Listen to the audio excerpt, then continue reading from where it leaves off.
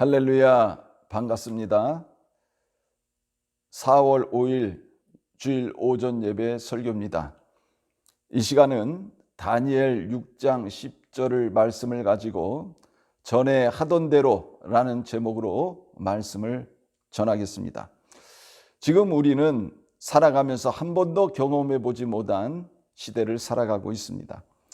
지금까지 살아오면서 힘든 일도 경험해 보고 좋은 일도 경험해 봤습니다.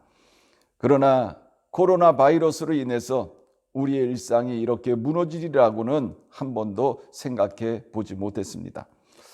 이런 시대를 살아가면서 우리 인생을 어떻게 살아가야 할지 참 고민이 많습니다. 그러나 이런 시대를 살아가면서 그 어떤 누구도 우리에게 정답을 제시하지 못하고 있습니다. 이것이 정론이 이리로 가면 된다고 말하는 사람이 한 사람도 없는 것입니다.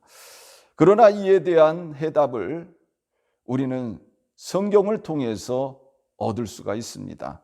성경은 이런 힘들고 어려운 시대를 살아가고 있는 우리들에게 바른 길을 제시합니다.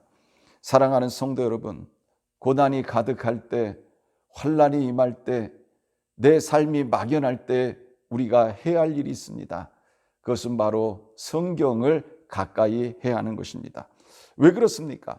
성경만이 우리에게 정로를 제시하기 때문입니다. 그래서 시편 저자는 119편 18절에 이런 고백을 합니다. 내 눈을 열어서 주의 율법에서 놀라운 것을 보게 하소서. 저는 성령님께서 여러분들의 눈을 여셔서 이 환난을 복으로 바꿔주시는 놀라운 은혜를 체험하기를 주님의 이름으로 축원합니다. 위기가 영어로 크라이시스라고 합니다. 위기라는 말은 두 가지의 뜻을 가지고 있습니다. 하나는 위험, 즉 데인저라는 뜻입니다. 또 다른 하나는 찬스라는 말입니다. 기회라는 뜻이지요. 위기는 항상 이 두 가지를 동반합니다. 어떤 사람은 위기 속에서 위험을 만나 살다가 염려하고 고민하고 고통받다가 갑니다. 그러나 어떤 사람은 이 위기를 기회로 창출하기도 합니다. 저는 여러분들이 이 코로나 바이러스라는 위기 속에서 하나님이 주시는 놀라운 기회를 붙잡을 수 있는 모든 성도님들 되시길 주님의 이름으로 축원합니다. 여러분은 다니엘을 잘 아실 겁니다. 다니엘은 유다 나라 사람입니다. 그런데 유다 나라가 바벨론에 의해서 멸망당했습니다. 유대 나라가 어떤 나라입니까? 하나님이 택하신 이스라엘 백성입니다. 자기들은 아브라함의 선민이라고 늘 자부심을 갖고 살았던 민족이었습니다. 하나님은 이들에게 약속의 땅을 주셨습니다. 그런데 어떻게 유다 나라가 멸망하고 바벨론의 포로가 되어졌습니까? 하나님이 주신 땅에서 하나님 앞에 영광을 돌리지 못하고 우상을 섬기고 자기 소견에 옳은 대로 삽니다. 그 결과 유대 나라는 망하게 되어진 것이지요. 하나님은요, 망하기 전에 선지자를 보내셔서 계속 말씀하셨습니다. 회개하고 돌아오라고요. 그런데 이들은 끝내 하나님의 부르심을 거절했습니다. 이로 인해서 하나님께서는요, 북이스라엘은 아수르에 의해서, 유대 나라는 바벨론에 의해서 멸망당하게 하십니다. 이때 다니엘은요, 포로로 끌려갔습니다. 나라가 멸망하고 포로로 끌려갔으니 그 인생이 어떠하겠습니까? 비전도 없지요. 절망의 때입니다. 고통의 때입니다. 상심의 시대입니다. 다니엘도 한 번도 경험해 보지 못한 이런 경험을 하게 되어진 거지요. 지금 우리가 살고 있는 이 시대가 우리가 태어나서 한 번도 경험해 보지 못한 이런 경험을 하고 있습니다. 물론 다니엘이 받는 고통이 우리가 받는 고통보다 훨씬 더 컸겠지요. 끌려간 나라에서 다니엘은 결심을 합니다. 하나님 앞에 바로 섭니다. 하나님 제일 중심주의로 삽니다. 그러나 소망 없는 이곳에서 하나님 앞에 살아가는 이 다니엘의 삶이 물된 동산 같게 하십니다. 물가에 심겨진 나무와 같게 하신 것입니다. 하나님께서 다니엘을 입지전적인 이런 인물로 만들어 주신 것입니다. 다니엘은 바벨론에서 총리가 됐습니다. 그것도 한 번이 아니고 두 번의 총리를 지냅니다. 느부갓네살 왕 때에 또 벨사살 왕 때에 총리가 되어집니다. 그리고 나라가 바뀌지요. 바벨론이 메대에 의해서 멸망을 당합니다. 그러면 바벨론에서 총리를 지낸 이 다니엘은요, 적폐의 대상이 되어져야 합니다. 그러나 다니엘은 메대 나라의 다리오 왕에 의해서 또다시 총리가 되어집니다. 파사 나라 때도 마찬가지입니다. 고레스 왕 때에도 다니엘은 총리가 되어집니다. 참 놀랍지 않습니까? 다니엘 6장 1절부터 3절 말씀에 보면요, 이렇게 말씀하고 있습니다. 다리오가 자기의 뜻대로 고관 120명을 세워 전국을 통치하게 하고 또 그들 위에 총리 셋을 두었으니 다니엘이 그 중에 하나이라. 이는 고관들로 총리에게 자기의 직무를 보고하게 하여 왕에게 손해가 없게 하려 함이었더라. 다니엘은 마음이 민첩하여 총리들과 고관들 위에 뛰어남으로 왕이 그를 세워 전국을 다스리게 하고자 한지라. 다니엘이 나라가 망함에도 불구하고 계속적으로 총리가 될 수 있었던 비결이 어디에 있습니까? 그것은 마음이 민첩하다는 것입니다. 민첩이라는 말이 무슨 말이냐? 문자 그대로 민첩하고 재빠르다는 말입니다. 쉽게 말씀드리면요, 다른 사람들보다 한 수 더 빨랐다는 것입니다. 지금은 정보화 시대입니다. 정보화 시대는 빨라야 됩니다. 남보다 한 수 빨라야 성공합니다. 남들보다 빨라야 경제적 가치가 있습니다.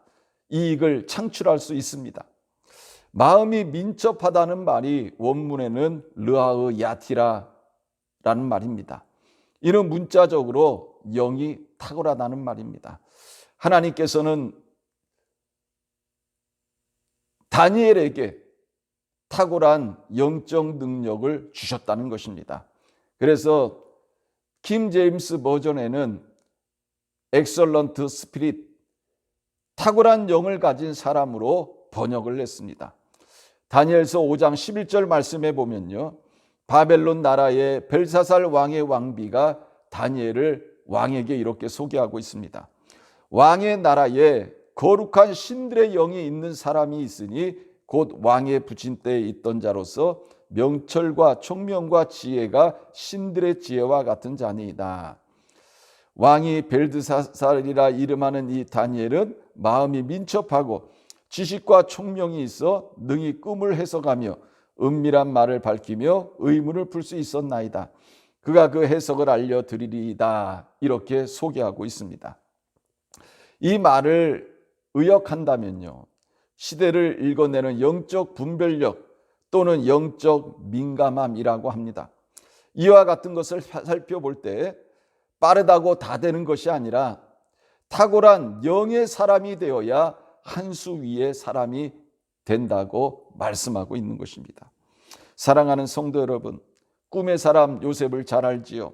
요셉도 애굽의 노예로 팔려갔습니다. 그런데 그도 애굽의 총리가 됩니다. 애굽 왕의 꿈을 해몽하고 꿈에 대한 대비책도 알려줍니다. 7년간의 풍년과 이어진 7년간의 흉년입니다. 대단하지요. 애굽의 그 어느 누구도 왕의 꿈을 해몽하지 못했습니다. 그런데 요셉은 그 꿈을 해몽할 뿐만 아니라 다가올 일들에 대해서 준비하게 했던 것입니다. 그러니 왕의 마음이 어떠했겠습니까? 성경은 이렇게 말합니다. 창세기 41장 37절입니다. 바로와 그의 모든 신하가 이 일을 좋게 여긴지라. 이 말은 요셉의 해몽에 대한 바로 왕의 만족을 의미하고 있습니다. 바로왕은 일개 죄수에 불과했던 요셉의 해몽과 제안에 전폭적인 지지를 보내고 있습니다. 그리고 자신의 신하들에게 이렇게 말을 합니다. 이와 같이 하나님의 영에 감동된 사람을 우리가 어찌 찾을 수 있으리요. 요셉을 뭐라고 부르고 있습니까? 하나님의 영에 감동된 사람이라고 말하고 있습니다. 그래서 이 바로왕은요, 요셉을 애굽의 총리로 세웠던 것입니다. 요셉은 애굽의 총리가 돼서 7년간의 풍년과 이어진 7년간의 흉년을 잘 감당할 수 있었던 것입니다. 사랑하는 성도 여러분, 지금 이 시대는 탁월한 영의 사람이 필요한 시대입니다. 특히 코로나 바이러스로 인해서 갈 바를 알지 못하고 방황하는 이 시대는 거룩한 영으로 충만한 사람이 필요한 것입니다. 저는 여러분들이 탁월한 영의 사람이 되시기를 주님의 이름으로 축원합니다. 그래서 위기를 기회로, 환난을 축복의 기회로 만드시는 모든 성도님들 되시기를 주님의 이름으로 축원합니다. 자, 그러면 탁월한 영의 사람은 어떻게 되느냐 하는 것입니다. 첫 번째로 하나님 앞에 바로 살아야 합니다. 하나님 앞에 바로 사는 것이 중요합니다. 입으로는 다 할 수 있습니다. 입으로는 다 아멘 할 수 있습니다. 그러나 현실 속에서 하나님 앞에 산다는 것이 결코 쉽지만은 않습니다. 다니엘은 당시 자신이 사는 곳에서 하나님을 믿는 사람임을 모든 사람이 다 압니다. 왕도 알았고 신하들도 알았고 백성들도 다 알았습니다. 저는 여러분들도 여러분들이 사는 지역에서 일하는 곳에서 만나는 모든 사람들에게 여러분이 성도임이 알려지기를 주님의 이름으로 축원합니다. 성도들은 자신이 성도임을 숨기면 안 됩니다. 왜 그렇습니까?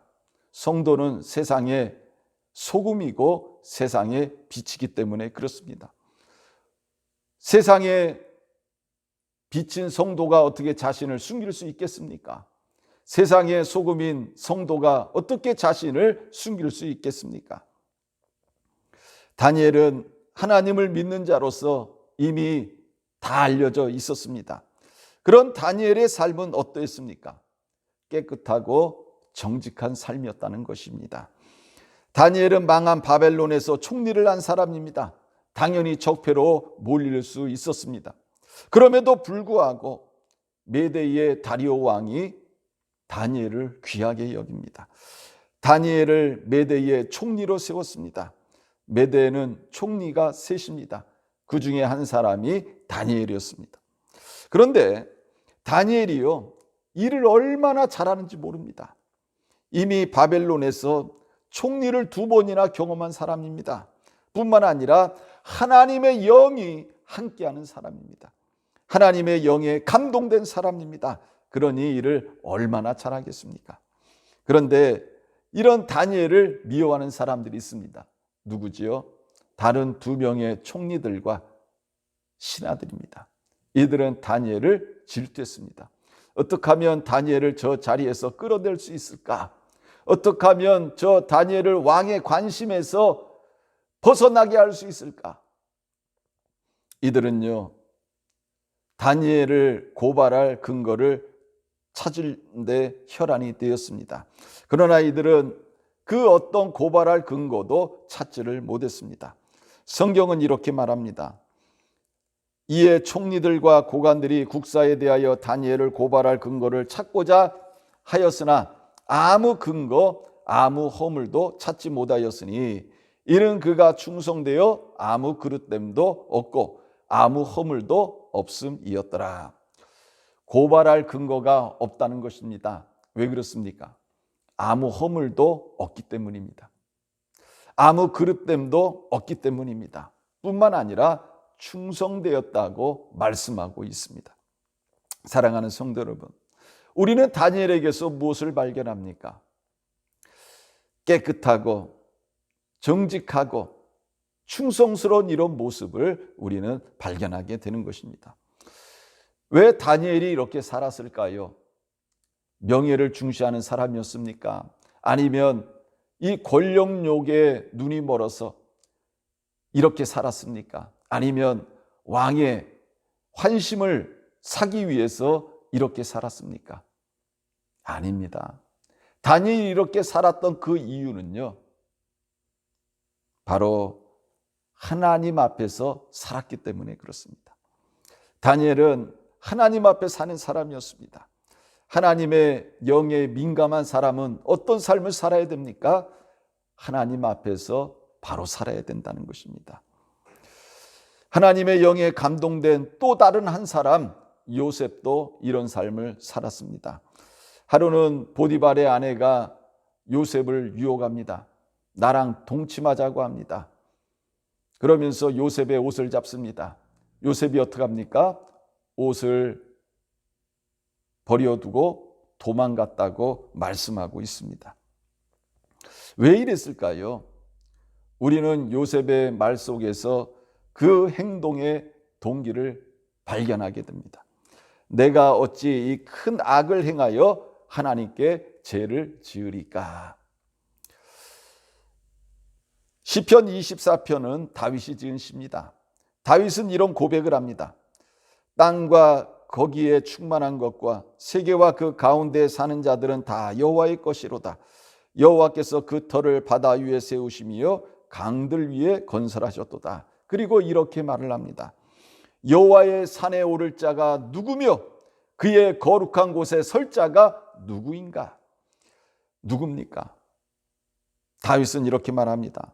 곧 손이 깨끗하며 마음이 청결하며 뜻을 허탄한 데 두지 아니하며 거짓 맹세하지 아니하는 자로다. 그는 여호와께 복을 받고 구원의 하나님께 의를 얻으리니. 누가 하나님께 복을 받습니까? 하나님 앞에 손이 깨끗한 사람입니다.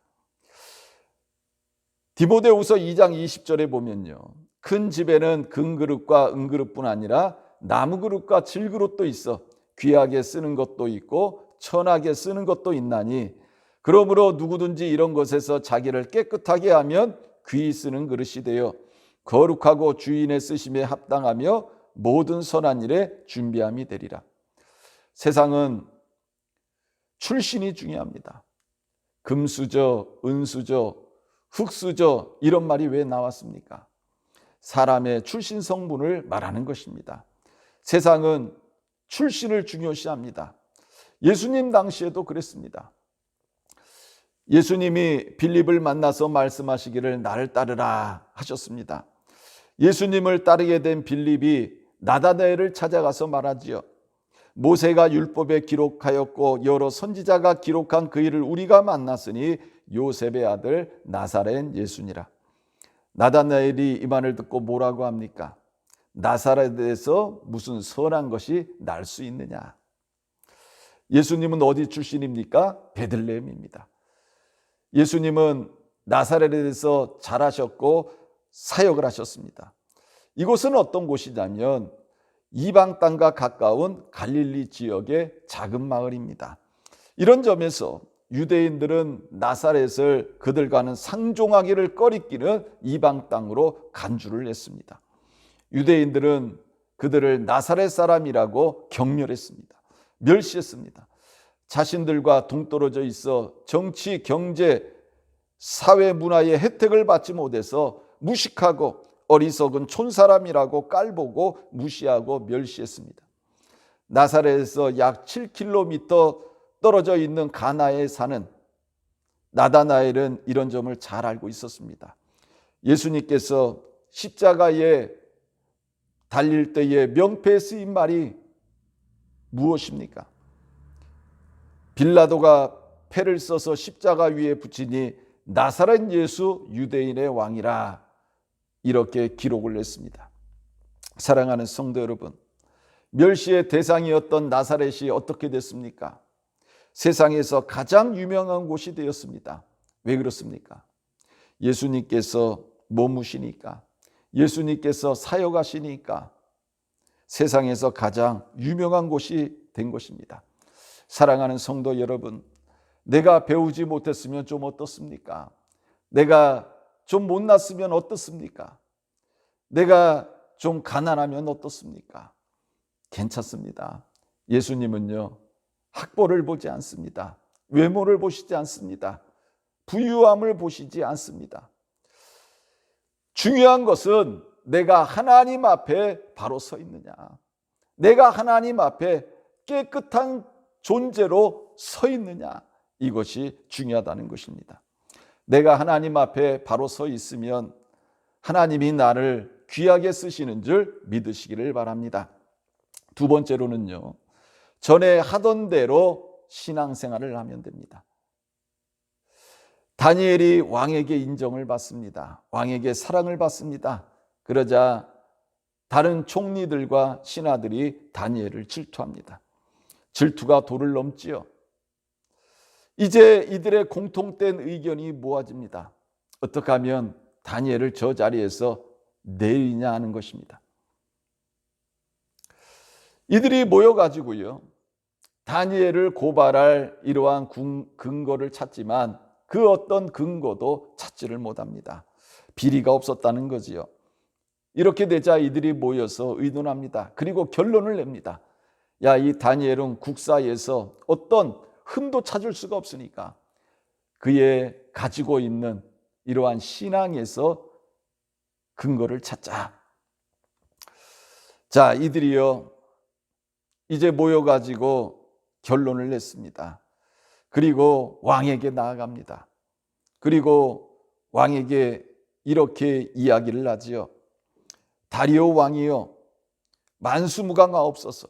나라의 모든 총리와 지사와 총독과 법관과 관원이 의논하고 왕에게 한 법률을 세우며 한 금령을 정하실 것을 구하나이다. 왕이여, 그것은 곧 이제부터 30일 동안에 누구든지 왕 외에 어떤 신에게나 사람에게 무엇을 구하면 사자굴에 던져넣기로 한 것입니다. 그런즉 왕이여, 원하건대 금령을 세우시고 그 조서에 왕의 도장을 찍어 메대와 바사에 고치지 아니하는 규례를 따라 그것을 다시 고치지 못하게 하옵소서. 왕이 이 말을 들을 때 어떠했겠습니까? 얼마나 기분이 좋았겠습니까? 야, 얘네들 봐라. 그래도 이제 나를 좀 위할 줄 아네. 웃으면서요, 그들의 요구대로 도장을 찍어준 것입니다. 그리고 전국에 공포했습니다. 왕은 왜 자신의 신하들이 이런 법령을 만들었는지 그 저희를 깨닫지 못했습니다.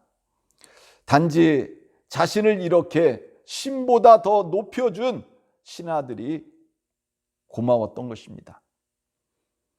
이 법령이 선포되었을 때에 가장 힘든 사람이 누굽니까? 바로 다니엘입니다. 다니엘은 이 법령이 자신을 치기 위해 만들어졌음을 이미 알고 있었습니다. 이런 상황에서 다니엘은 어떻게 합니까? 10절에 보니까요, 다니엘이 이 조서에 왕의 도장이 찍힌 것을 알고도 자기 집에 돌아가서는 윗방에 올라가 예루살렘으로 향한 창문을 열고 전에 하던 대로 하루 3번씩 무릎을 꿇고 기도하며 그의 하나님께 감사하였더라. 이런 상황이 되면 어떻게 해야 되겠습니까? 사람들은 말할 것입니다. 야, 한 달 동안 기도하지 마. 기도 안 한다고 하나님이 이런 상황 속에서 너한테 뭐라고 하시겠니? 그냥 한 달만 참어. 그리고 기도하더라도 야, 너 숨어서 기도해.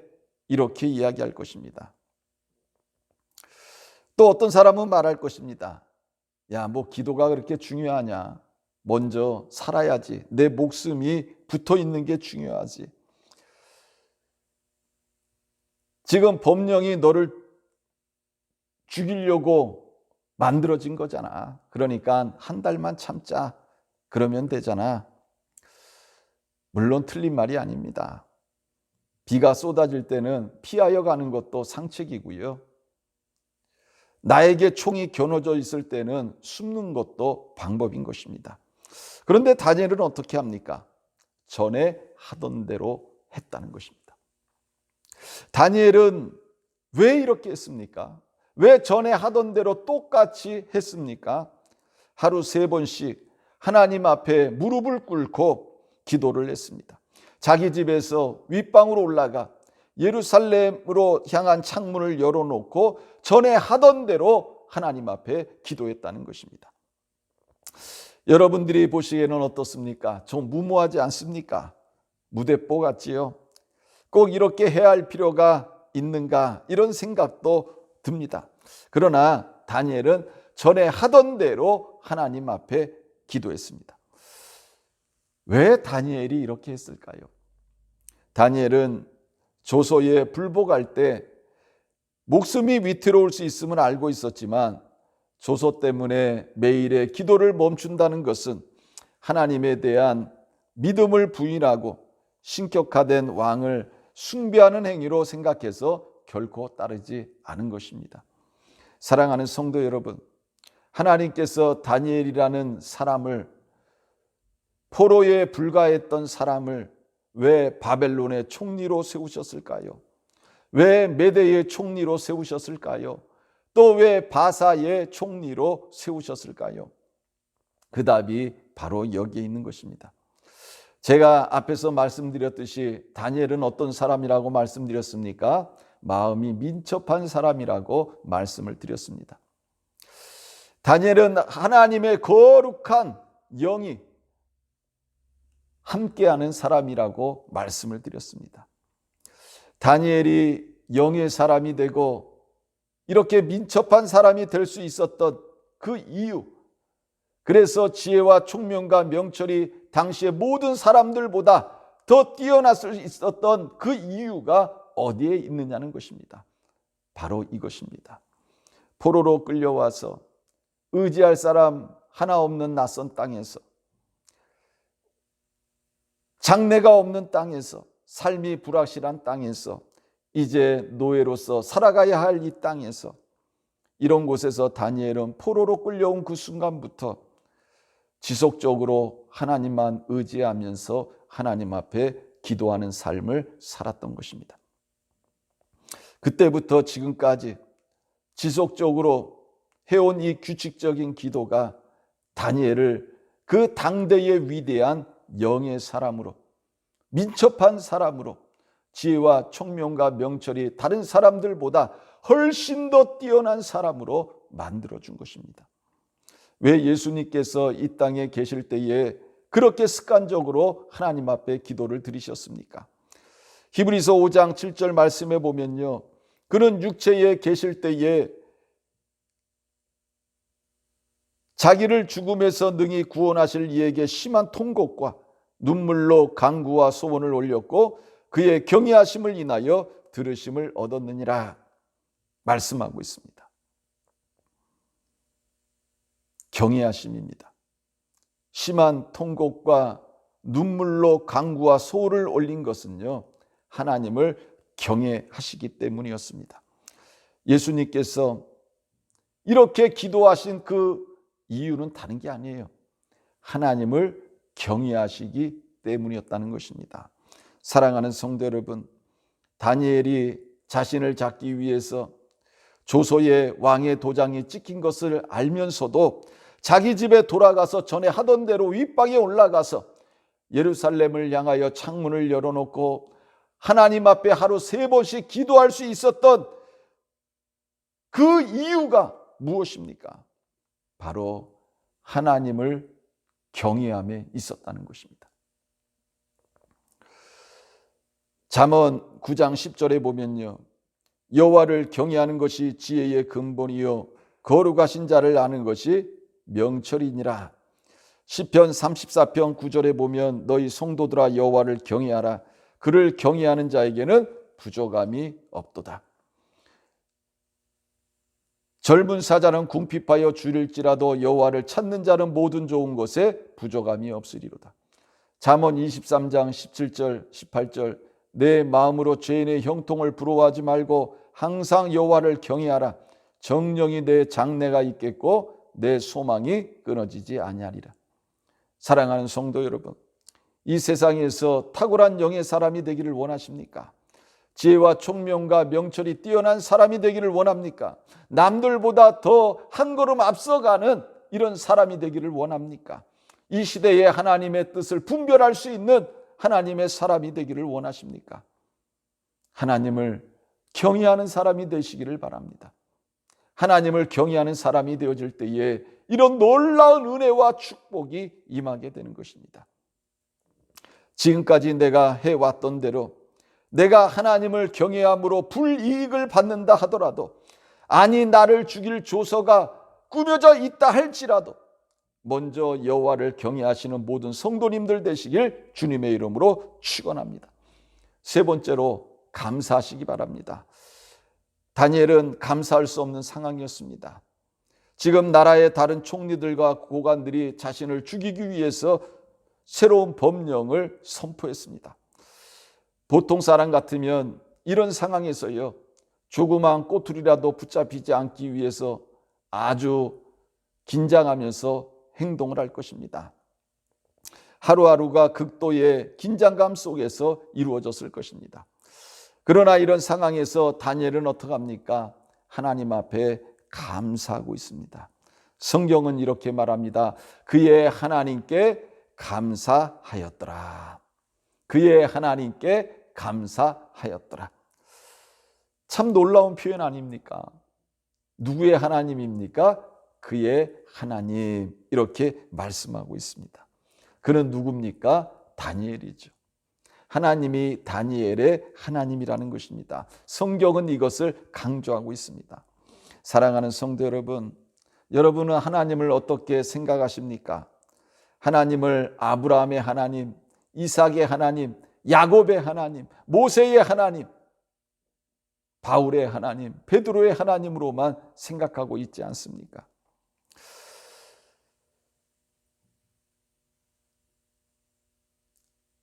성경은 천지 만물을 창조하신 하나님이 예수 그리스도로 말미암아 구원받은 나의 하나님이 됨을 선포하고 있습니다. 여러분, 그런데 이런 하나님이 나의 하나님이 되신다는 것에 대해서 괜히 좀 쑥스럽고 미안하고 좀 움츠려들고 그런 분이 있습니까? 내가 하나님 앞에 그동안 바로 살지 못함으로 인해서 이런 마음이 들고 있는 분은 없습니까? 그렇다면 하나님 앞에 지난날에 나의 모든 죄를 회개하시길 바랍니다. 그리고 하나님 앞에 바로 사시기를 바랍니다. 성경은요, 하나님이 다니엘의 하나님이라고 말씀하고 있습니다. 참 놀랐습니다. 하나님은요, 다니엘의 하나님이 되신 것을 기뻐하셨습니다. 그리고 나는 다니엘의 하나님이라고 성경에 기록하고 있습니다. 다니엘의 삶은 늘 하나님과 함께하는 삶이었습니다. 그런 다니엘에게 하나님은 함께하셨습니다. 그리고 다니엘에게 그 어둡고 캄캄한 현실 속에서 하나님께서는 놀라운 일을 행하셨고요. 하나님께서는 다니엘을 이처럼 귀하게 사용하셨다는 것입니다. 비록 그가 포로로 끌려왔지만 과거에는 바벨론에서, 그리고 현재는 메대에서, 그리고 미래에는 바사 제국의 총리로 하나님께서 사용하신 것입니다. 비록 지금 당장은 위험하고 음모에 빠질 수 있는 상황입니다. 잘못하면 사자굴에 들어갈 수 있는 이러한 현실입니다. 그러나 다니엘은 이런 상황에서도요, 하나님 앞에 감사하고 있습니다. 자신의 환경과 상관없이 하나님 앞에 감사하고 있는 다니엘의 모습을 우리는 발견하게 되는 것입니다. 사랑하는 성도 여러분, 우리들도 늘 하나님 앞에 감사해야 합니다. 하나님이 기뻐하시는 영의 사람은요, 감사의 사람입니다. 감사를 입에 달고 사는 할아버지가 있었습니다. 그래서 사람들은 그 할아버지를 감사 할아버지라 이렇게 불렀습니다. 어느 날 이 할아버지가 고기 한 근을 사가지고 집으로 가시다가요, 돌부리에 걸려서 넘어지셨습니다. 그러면서 고기를 땅에 떨어뜨렸습니다. 그때에 개 한 마리가 와가지고 그 고기를 물고 가버렸습니다. 할아버지는 그 개의 모습을 바라보면서요, 감사합니다, 이런 말을 했습니다. 옆에서 지켜보던 한 젊은이가 할아버지에게 묻습니다. 할아버지, 이게 지금 무슨 감사할 일입니까? 할아버지는 넘어지고 고기는 개가 물고 가버렸는데 어떻게 이런 상황에서 감사할 수 있습니까? 이때 할아버지가 허허허 웃으시면서 이렇게 말씀합니다. 고기를 잃어버렸지만 내 입맛은 그대로이지 않는가? 참 감사할 일 아닌가? 고기가 아무리 많아도 내 입맛이 없으면 그 고기가 나에게 무슨 소용이 있겠나? 사랑하는 성도 여러분, 지금 상황과 환경이 나를 잡아먹을 듯이 급박하게 돌아가도 지금 나에게 어떤 큰 일이 일어날 것 같아도 하나님이 나의 하나님과 나의 하나님이 되신과 하나님의 변치 않는 사랑과 보호하시는 은혜가 나에게 주어짐을 믿고 있다면 이 또한 감사할 일이 아닙니까?